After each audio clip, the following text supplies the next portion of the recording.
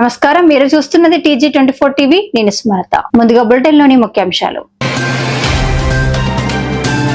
కోస్గిలో road విస్తరణపై రాజకీయ రగడ. బగ్గుమన్న రాజకీయ కక్షలు. బీఆర్ఎస్ నేత దారుణ హత్య. ఖమ్మంలో Joy Lukas brilliance diamond jewellery show ప్రారంభం.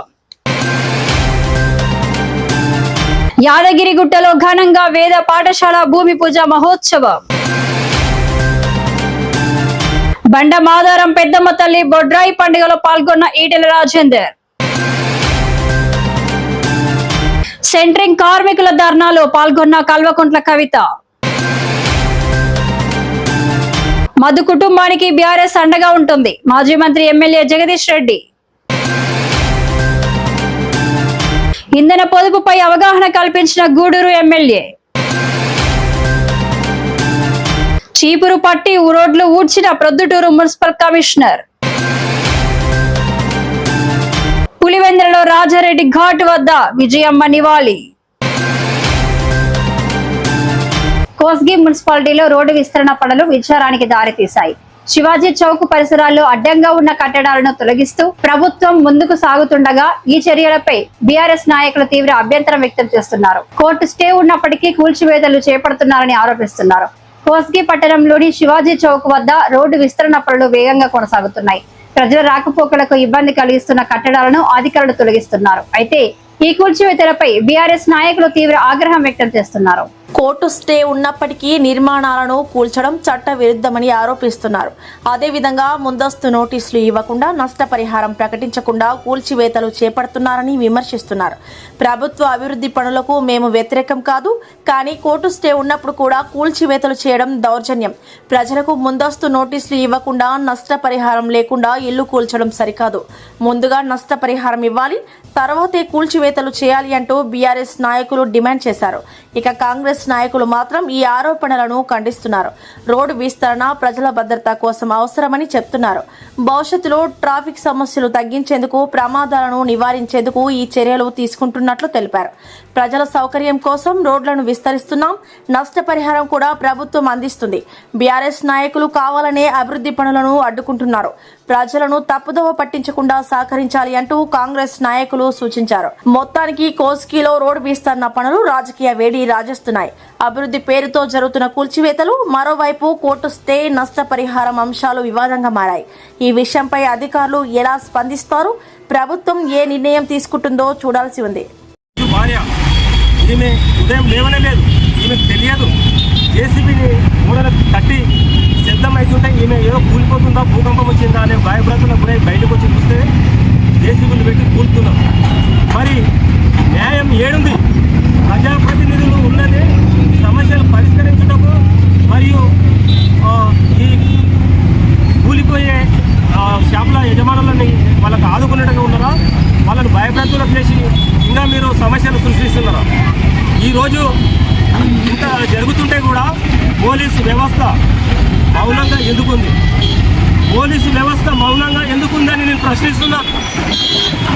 పోలీసు అధికారులారా, రాబోయే 2 సంవత్సరాలలో బీఆర్ఎస్ ప్రభుత్వం మంచి మెజారిటీతో కేసీఆర్ గారు ముఖ్యమంత్రిగా ఉంటారు. మరి ఆ రోజు మీ గతి ఏ విధంగా ఉంటుందని చెప్పేసి మీరు ఇది కూడా ఆలోచించుకోవాల్సిన సమయం. అరే కనీసం మీకు నోటీసులు ఇవ్వలేదు అని చెప్పి ఈమె కన్నీళ్ళు, ఒక మహిళ కండ్ల నుండి కన్నీళ్లు రాల్చుతుంటే మరి ఇక్కడికి వెళ్ళి జవాన్లే కానీ ఎస్ఐ కానీ ఇక్కడికి వెళ్ళి తిరుగుతున్నాడు. ఏమైందని చెప్పేసి ఇక్కడ ఈ పరిస్థితి మన ఇంతమంది గుమిగూడులు ఏం జరుగుతుందని మరి రావుతాయి. ఇక్కడికి ఉన్న ఆస్తులని డ్యామేజ్ చేయడానికి మీరు వస్తే మీకు కూడా అదే గతి పడుతుంది. మీరు కూడా ఆ విషయాన్ని మీరు గుర్తు చేసుకోవాలని చెప్పేసి ఈ సందర్భంగా చెప్పకు అని బెదిరిస్తున్నాం. మరి ఇక్కడ న్యాయ వ్యవస్థ ఎక్కడ ఉన్నది? న్యాయ వ్యవస్థ ఉందా? మరి కోర్టులు ఏమిటికి? కోర్టు ఉన్నదేమిటికి? ఈ న్యాయం ఏడ జరుగుతుంది? మీరు ఒకసారి ఆలోచించిన సమయం. మేము బీఆర్ఎస్ పార్టీ నుండి డిమాండ్ చేస్తున్నాం. కోర్టు పరిధిలో ఏదైతే ఉందో వారికి నష్టపరిహారం ఏ విధంగా చెల్లిస్తారు? నష్టపరిహారం ఇవ్వాలి, వాళ్ళని ఆదుకోవాలి. మరి వాళ్ళని పరిష్కరించిన తర్వాతనే ఈ నిర్మాణాలను తీసేయాలని చెప్పేసి బీఆర్ఎస్ పార్టీ నుండి డిమాండ్ చేస్తున్నాం. ఈ బాధితులకు బీఆర్ఎస్ పార్టీ నుండి పట్నం నరేందర్ రెడ్డి గారి సూచన మేరకు మీకు ఇక్కడ రావడం జరిగింది. మరి అక్కడ ఏం జరుగుతుందో మీరు కూడా వెళ్ళి చూడండి. ఏ క్షణానికైనా వాళ్ళకి ఏమి. సూర్యాపేట మండల కేంద్రంలో ఎల్కారం గ్రామంలో దారుణం చోటు చేసుకుంది.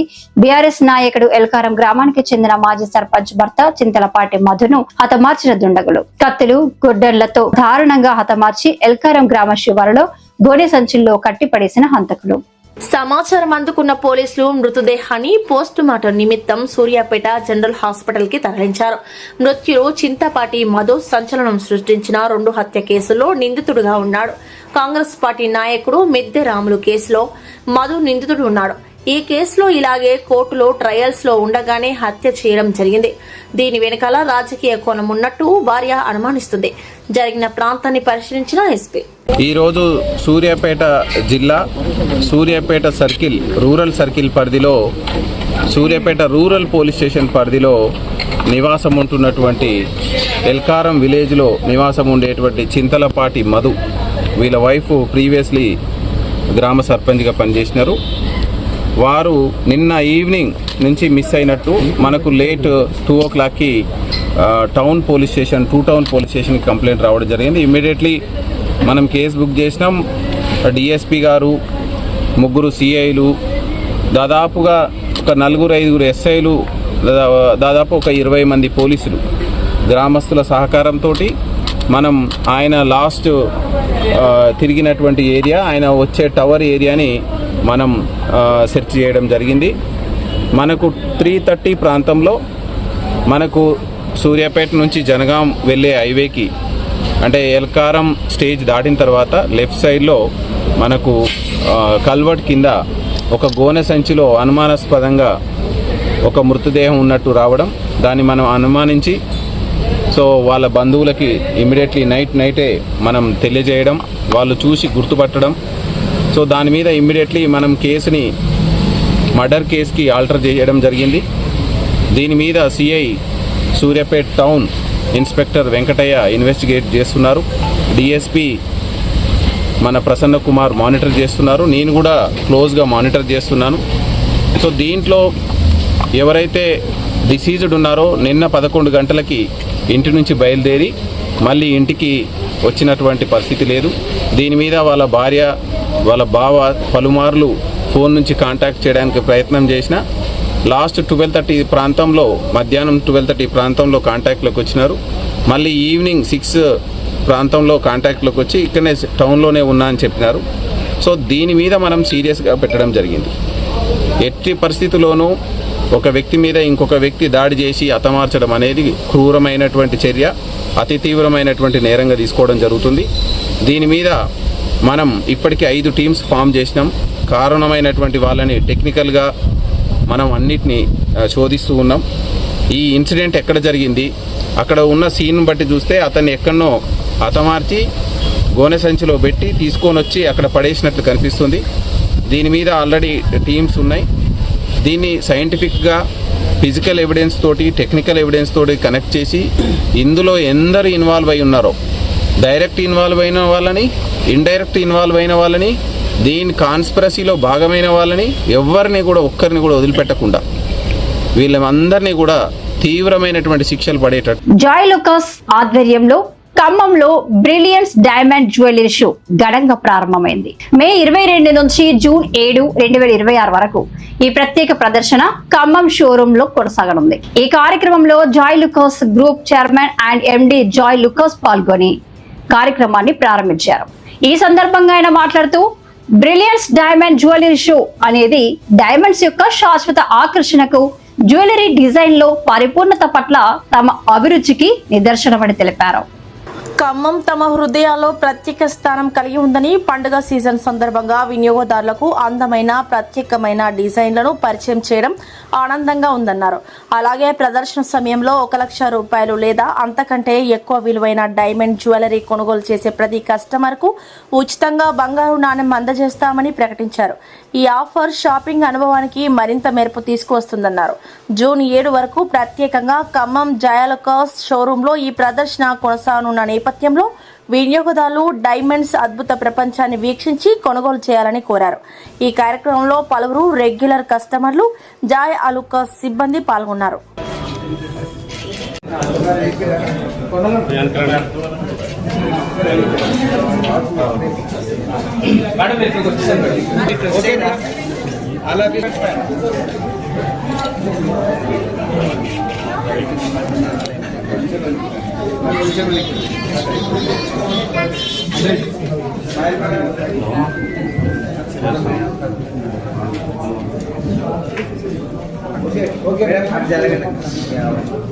ఓకే రెడీ మేడం అలాగే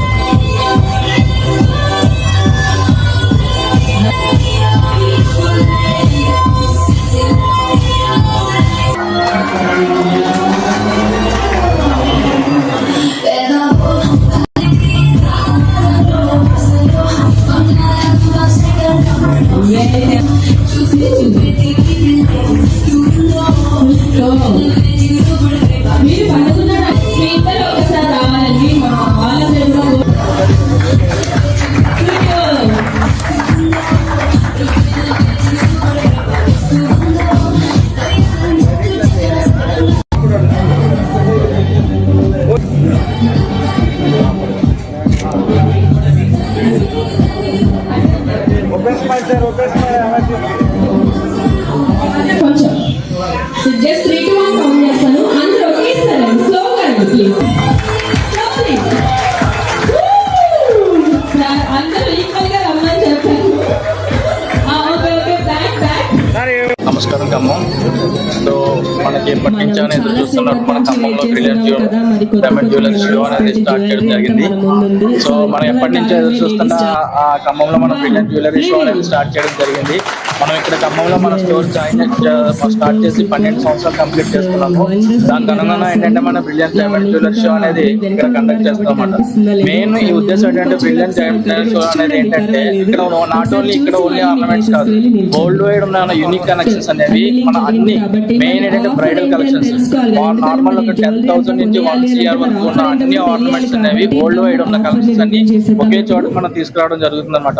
ఇలా ఏంటంటే మనకి నాట్ ఓన్లీ ఆంధ్రప్రదేశ్ తెలంగాణ కాదు, వరల్డ్ వైడ్ గా ఉన్న అన్ని కలెక్షన్స్ ఒకే చోట.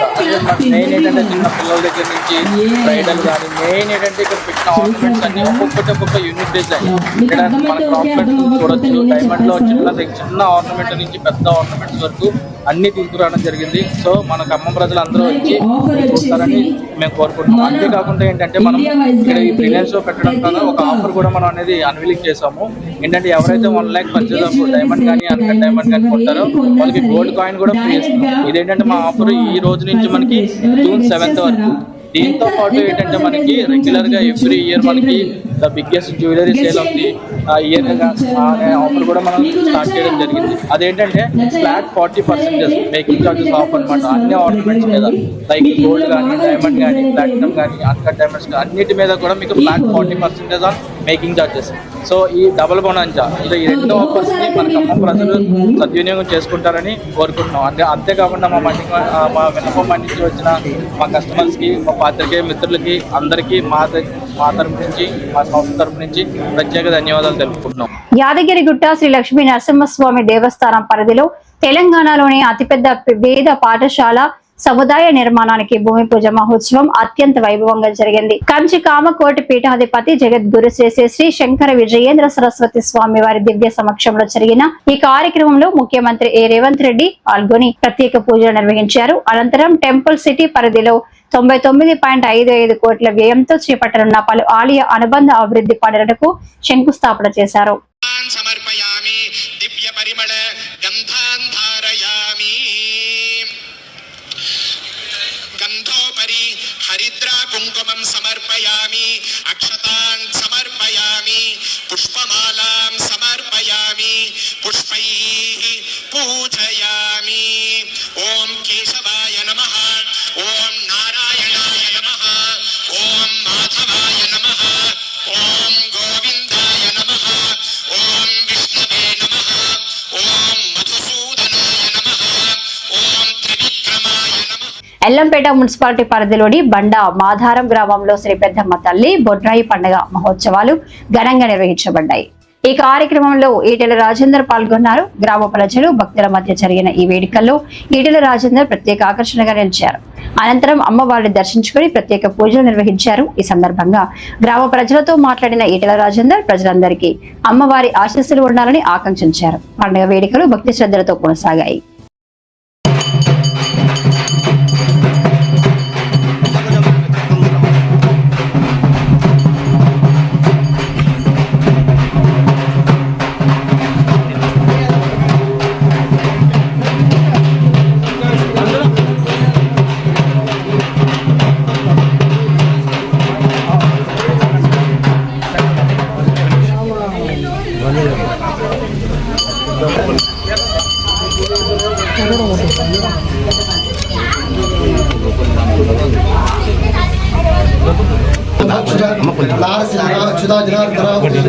हरे श्री कृष्ण परब्रह्म हरे अस्मिन् वर्तमाने व्यावहारिक संवत्सरे उदयगणे ग्रीष्मस्तौ अधिकक्षे मासे सप्तम्यां स्थिरवासरे देवांगण विशेषण विशिष्टाय शोभादितौ श्री प्रमुदिश्य श्री परमेश्वर प्रीत्यर्थं गोत्रः पालकाय गोत्रोद्भवस्य राजेन्द्र नामधेयस्य समर्पयामि श्रीगन्धान् धारयामि पुष्पैः पूजयामि.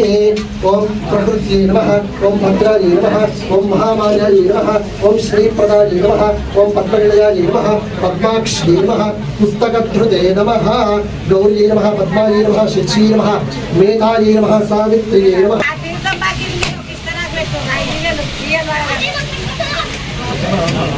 तारिकेण समुद्भूत त्रिनेत्रहण सम्मत शिखरारिर्यं सर्वं पापं पीडाञ्च वेणुदा. नमः प्रकृत्यै भद्रायै निजता प्रणनास्पदा अताकी. హైదరాబాద్ లోని ఇందిరా పార్క్ ధర్నా చౌక్ వద్ద సెంట్రింగ్ కార్మికుల చేపట్టిన ధర్నాలో తెలంగాణ రక్షణ సేన అధ్యక్షురాలు కల్వకుంట్ల కవిత పాల్గొన్నారు. ఈ సందర్భంగా కార్మికులను ఉద్దేశించి ఆమె మాట్లాడుతూ తెలంగాణ రక్షణ సేన అధ్యక్షురాలు కల్వకుంట్ల కవిత మాట్లాడుతూ హైదరాబాద్ నగరంలో కనిపిస్తున్న అద్దాల మేడల వెనుక సెంట్రింగ్ కార్మికుల చెమట కష్టం ఎంతో ఉందన్నారు. నగర అభివృద్ధిలో కీలక పాత్ర పోషిస్తున్న కార్మికుల సమస్యలను ప్రభుత్వం వెంటనే గుర్తించాలని కోరారు. సెంట్రింగ్ కార్మికులను తక్షణమే చర్యలకు పిలిచి వారి సమస్యలకు శాశ్వత పరిష్కారం చూపాలని ప్రభుత్వాన్ని డిమాండ్ చేశారు. కార్మికుల హక్కుల కోసం తెలంగాణ రక్షణ సేన ఎప్పుడూ అండగా నిలుస్తుందని కవిత స్పష్టం చేశారు. చిన్న చిన్న విషయాలు అడుగుతున్నారు. ఏమడుగుతున్నారు? సెంట్రింగ్ ఒక దగ్గర మనం గుర్తుపట్టాలంటే బయట రాష్ట్రాలకి వెళ్ళి కార్మికులను తీసుకొని వస్తున్నాం. మరి తీసుకొని వచ్చేటప్పటికే వాళ్ళకి ఈఎస్ఐ కార్డు కావాలి, దాని గుర్తింపు కావాలి. ఆ గుర్తింపు ఇవ్వడానికి ఇక్కడ ప్రభుత్వం 3-4 నెలలు ఇస్తే ఆ 3-4 నెలల లోపల వర్క్ అయిపోతుంది. ఆ వర్క్ అయిపోయే పరిస్థితి లేదన్న చిన్న ప్రమాదం జరిగితే ఆ వర్కులు వచ్చే లాభం మాట దేవుడరు మొత్తం పైసలు వాళ్ళకి అప్పైపు ఏ బీఆర్ఓ ఇస్తుంది వాళ్ళ పరిస్థితి ఉన్నది. మరి అట్లా చేయకుండా ఇమీడియట్ గా బయట నుంచి వచ్చేటటువంటి కార్మికులకు ఈఎస్ఐ కార్డు ఇవ్వాలని అంటున్నారు. ఎందుకోసం ఈఎస్ఐ కార్డు అడుగుతున్నారు? నిజంగా కూడా ఎల్లని జీవితాలు. ఈ పని తప్ప ఇంకో పని రాదు కాబట్టి, ఈ పనులనే ఉంటున్నాం, ఈ పని నేర్చినాం కాబట్టి ఇదే పట్టుకునే ఉన్నాం కానీ నిజానికి పెద్ద ప్రాఫిట్ అయితే వస్తలేదు. అయినా ఎందుకు చేసుకుంటూ ఇంకో 10 మందిని బతికిస్తున్నారు. మరి బతికించేటటువంటి సందర్భంలో మనకు వెళ్తలేదు. హాస్పిటల్కి పోవాలన్నా ఖర్చులు వెళ్తలేవు, కూలీలకు హాస్పిటల్ తీసుకుపోవాలన్నా వెళ్తలేదు, పెద్ద పెద్ద కార్పొరేట్ హాస్పిటల్ చూసే పరిస్థితి లేదు. కాబట్టి ఖచ్చితంగా ఈఎస్ఐ కార్డు ఉండాలి. మాకు ఈఎస్ఐ హాస్పిటల్లో వైద్యం ఉచితంగా జరగాలని చెప్పి అడుగుతున్నటువంటి డిమాండ్ ఉంది. అదేమి గొంతమ్మ కోరిక కాదు, అది మొదటి డిమాండ్ గా పెట్టిండ్రు. దానికి ఖచ్చితంగా ప్రభుత్వం ఆమోదించాలని మీ తరఫున మీ చెల్లెగా నేను కోరుతా ఉన్నాను. చింతలపాటి మధు హత్య కేసుపై మాజీ మంత్రి ఎమ్మెల్యే జగదీష్ రెడ్డి తీవ్రంగా స్పందించారు. మధు కుటుంబ పోషణ బాధ్యతతో పాటు పిల్లల చదువుల బాధ్యతను కూడా బీఆర్ఎస్ పార్టీ తీసుకుంటుందని ప్రకటించారు. ఈ కేసులో ఏ అధికారి తప్పు చేసినా తప్పించుకోలేడని హెచ్చరించిన ఆయన ఇలాంటి క్రిమినల్ కేసులు 10 ఏళ్ల తర్వాత కూడా తిరిగి ఓపెన్ చేసి బాధ్యులపై చర్యలు తీసుకున్న సందర్భాలున్నాయని గుర్తు చేశారు. తప్పు చేస్తే ఐజీ డీజీ స్థాయి అధికారులను కూడా వదల్లేదని పేర్కొంటూ పోలీసులు పూర్తిగా నిష్పక్షపాతంగా విచారణ నిర్వహించాలని సూచించారు. ఎంత దుర్మార్గంగా ఉంది ప్రభుత్వము అని అంటే సడన్ గా పీపీ గారిని మార్చేసిండ్రు కేసును బలహీనం చేయడం కొరకు. పీపీని మార్చినప్పటికి కూడా మా వాళ్ళు సాక్షులు కానీ కుటుంబ సభ్యులు కానీ ధైర్యంగా ఎవరికి లొంగకుండా ఎటువంటి బెదిరింపులకు లొంగకుండా సాక్ష్యాలు చెప్తూనే ఉన్నారు. ఇటువంటి పరిస్థితులలో మధు ప్రధానంగా నిలబడినాడు ఇక్కడ అని చెప్పి మధును హత్య చేయడం ద్వారా మిగతా సాక్షులు కూడా భయపెట్టియాలి, ఆ కేసులో నుంచి బయటపడాలని ఒక దుర్మార్గమైన ఆలోచనతో హత్య చేసినట్టు కనబడతా ఉంది. దీంట్లో చాలా స్పష్టంగా పోలీసు వైఫల్యం కనబడతా ఉంది. దురదృష్టం ఏంటంటే ఈ చిన్న చిన్న అధికారులను వాళ్ళ పేరు చెప్పడం సరికాదు. నేను తప్పకుండా సందర్భం వచ్చినప్పుడు వాళ్ళపైన చర్య తీసుకుంటాం. కానీ మధును పిలిచి స్వయంగా ఆ స్టేషన్ సంబంధించిన ఎస్ఐ కూడా నువ్వు ఎగిరిపోతావు అని చెప్పి మాట్లాడిండట. నాకు 15 రోజుల క్రితం వచ్చినప్పుడే మధు చెప్పిండు, ఇట్లా నన్ను ఎస్ఐ గారు పిలిచి నువ్వు ఎగిరిపోతావు అని చెప్పి భయపెట్టిస్తున్నాడు నన్ను ఇట్లా అని చెప్పి. ఇప్పుడు నేను చెప్పిన ఎగిరిపోతావు అని తెలిసినప్పుడు ఆయనదే కదా బాధ్యత, ఎస్ఐదే కదా బాధ్యత, కాపాడాల్సిన బాధ్యత ఆయనదే కదా మరి అనే మాట కూడా చెప్పి నువ్వు జాగ్రత్తగా ఉండు, కలిసి ఉండండి, ఎక్కడికి వెళ్ళినా ఒంటరిగా వెళ్ళకండి, అవకాశం ఇవ్వకండి ఆ దుర్మార్గులకని కూడా హెచ్చరించడం. అయినప్పటికీ కూడా దురదృష్టం మధును ఏదో పంచాయతీ ఉంది మాట్లాడాలి రమ్మని చెప్పి నమ్మించి తీసుకుపోయి కిరాతకంగా హత్య చేసింది. ఈ హత్యకు తప్పకుండా ఇక్కడ కాంగ్రెస్ నాయకులు తప్పకుండా పోలీస్ అధికారులు కూడా బాధ్యులు అవుతారు. కానీ ఒకటి మాత్రం నేను చాలా స్పష్టంగా చెప్పదలుచుకున్నా పోలీస్ అధికారులకి, ఇటువంటి క్రిమినల్ కేసులు 10 ఏళ్ల తర్వాతనైనా మళ్ళీ రీఓపెన్ చేసి బాధ్యులైన అందరి మీద కూడా కేసులు పెట్టి జైలులో పంపిన సందర్భాలు ఉన్నాయి. పోలీస్ అధికారుల మీద కూడా పక్కన కూడా చూస్తా ఉన్నాం. ఐజీ డీజీ స్థాయి అధికారులను కూడా పాత కేసులలో తప్పుడుగా ప్రవర్తిస్తే, చట్టానికి విరుద్ధంగా ప్రవర్తిస్తే, విచారణలో ఏమైనా నిందితులకు అనుకూలంగా ప్రవర్తిస్తే వాళ్ళపైన కూడా కేసులు పెట్టి జైలులో పంపిన సందర్భాన్ని చూసినాం. అది దృష్టిలో పెట్టుకొని విచారణ చేస్తారని భావిస్తానని నేను ఇప్పటికైనా పోలీస్ అధికారులు ఇక్కడ ఎక్కడ చిన్న అవకాశం ఇవ్వకుండా, ఎటువంటి అనుమానాలు తావివ్వకుండా నిజమైన నిందితులు ఎవరో వాళ్ళని పట్టుకొని వాళ్ళకి శిక్ష పడే పద్ధతుల్లో విచారణ కొనసాగాలని చెప్పి నేను కోరుకుంటున్నా. కానీ ఎప్పటికప్పుడు నేను మాత్రం నిమిషం ఈ కేసును చూస్తూనే ఉంటా. ఎక్కడ ఏ అధికారి తప్పు చేసినా మాకు అర్థమవుతుంది స్పష్టంగా. ఆ అధికారి మాత్రం తర్వాత తప్పించుకోలేడనే విషయాన్ని కూడా వాళ్ళు గుర్తుపెట్టుకుంటే మంచిది. పనిచేసేటప్పుడు నిందితులను రక్షించడానికి వెళ్ళి వీళ్ళు జైల్లో పడే పరిస్థితి మాత్రం తెచ్చుకోవద్దు. కొంతమంది అధికారులు బాగా అవినీతికి అలవాటు పడి వాళ్ళ అవినీతికి ప్రభుత్వం మద్దతు కావాలి, ప్రభుత్వం మద్దతు పెద్దల మద్దతు కావాలని చెప్పి వాళ్ళ దర్బార్లలోకి వెళ్ళి చాలా హీనంగా ప్రవర్తిస్తూ ఉన్నారు. మరి అటువంటి అధికారుల విషయంలో జిల్లా ఉన్నతాధికారులు కూడా స్పందించే స్థితిలో కనబడతలేదు. ఈ కేసు విషయంలో విచారణలో ఎక్కడ తప్పు జరిగినా వాళ్ళందరూ కూడా బాధ్యులు అవుతారు. రేపు తప్పకుండా అందరూ కూడా శిక్షకు గురవుతారు. నేను మా బీఆర్ఎస్ శ్రేణులకు కూడా విజ్ఞప్తి చేస్తా ఉన్నా, ఎవరు కూడా ఆవేశానికి లోనయ్యే పని లేదు. తప్పకుండా చట్ట ప్రకారమే వాళ్ళకి శిక్షలు పడే పద్ధతుల్లో చర్యలు తీసుకుందాం. ఆ కుటుంబాన్ని కూడా మన కుటుంబంగా మనం కాపాడుకుందాం. ఆయనకి 2 ఆడపిల్లలు ఉన్నారు. తప్పకుండా ఆ పిల్లల చదువుల బాధ్యత కానీ, కుటుంబ పోషణ బాధ్యత కానీ తప్పకుండా బీఆర్ఎస్ పార్టీగా మేమే తీసుకుంటాం. గతంలో హత్య చేయబడ్డ మా నాయకుడు ఇంకా కుటుంబాన్ని ఎట్లయితే మేము అనుకున్నామో అదే పద్ధతుల్లో ఈ కుటుంబాన్ని కూడా మా కుటుంబంగానే భావిస్తాం. ఈ సందర్భంగా మధు కుటుంబానికి తీవ్రమైన విచారాన్ని వ్యక్తం చేస్తూ మధు మృతికి సంతాపాన్ని వ్యక్తం చేస్తా ఉన్నా. మా శ్రేణులందరికీ మాత్రం సమయంగా ఉండవాలని చెప్పి. గూడూరు ఎమ్మెల్యే డాక్టర్ పాషిం సునీల్ కుమార్ ఇంధన పొదుపు పర్యావరణ పరిరక్షణపై ప్రజల్లో అవగాహన కల్పించే లక్ష్యంతో మన గూడూరు మన సునీల్ కార్యక్రమంలో భాగంగా తన నివాసం నుంచి క్యాంప్ కార్యాలయం వరకు సైకిల్ పై ప్రయాణించారు. అనంతరం నిర్వహించిన సీఎంఆర్ఎఫ్ చెక్కుల పంపిణీ కార్యక్రమంలో పాల్గొన్న ఎమ్మెల్యే ఇంధన పొదుపు ప్రతి ఒక్కరి బాధ్యత అని పేర్కొంటూ ప్రజలు కూడా పర్యావరణ హిత జీవన విధానాన్ని అలవాటు చేసుకోవాలని పిలుపునిచ్చారు.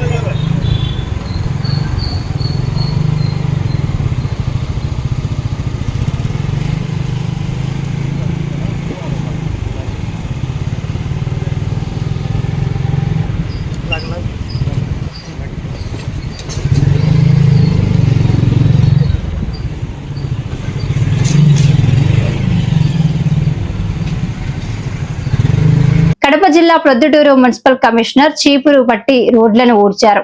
ఒక రాష్ట్రం ఒక పరిశుభ్రత ఆపరేషన్ కార్యక్రమంలో కార్మికులతో కలిసి ప్రొద్దుటూరు రోడ్లను శుభ్రం చేశారు. మున్సిపల్ కమిషనర్ రవిచంద్రారెడ్డి వాసవి నగర్, శ్రీనివాస్ నగర్, రామేశ్వరం ప్రాంతాల్లోని రోడ్లను శుభ్రం చేసి కాలువలోని పూడికలను తొలగించారు. ఈ కార్యక్రమంలో మున్సిపల్ కమిషనర్ రవిచంద్రారెడ్డితో పాటు కార్మికులు, సిబ్బంది పాల్గొనడం జరిగింది.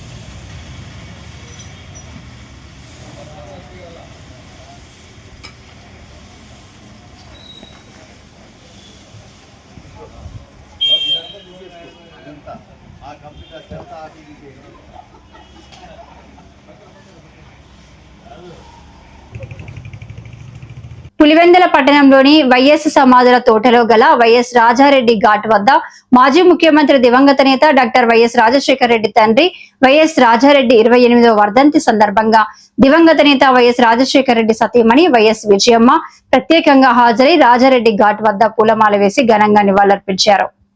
ఈ కార్యక్రమంలో వైఎస్ మనోహర్ రెడ్డి, వైఎస్ సుధీకర్ రెడ్డి, జనార్దన్ రెడ్డి పాల్గొని రాజారెడ్డి సేవలను స్మరించుకున్నారు. అనంతరం ప్రత్యేక ప్రార్థనలు నిర్వహించి ఆయన ఆత్మకు శాంతి చేకూరాలని కోరారు. రాజారెడ్డి పులివెందుల ప్రాంత అభివృద్ధికి చేసిన సేవలను పలువురు నాయకులు గుర్తు చేసుకున్నారు. ప్రజలతో మమేకమై సామాజిక సేవలో ముందుండే వ్యక్తిగా ఆయనకు ప్రత్యేక గుర్తింపు ఉందని తెలిపారు. ఆయన చూపిన మార్గంలోనే వైఎస్ కుటుంబం ప్రజాసేవ కొనసాగిస్తోందని పేర్కొన్నారు. ఈ కార్యక్రమానికి వైఎస్ఆర్సీపీ పార్టీ నాయకులు, కార్యకర్తలు, అభిమానులు హాజరై నివాళులు అర్పించారు.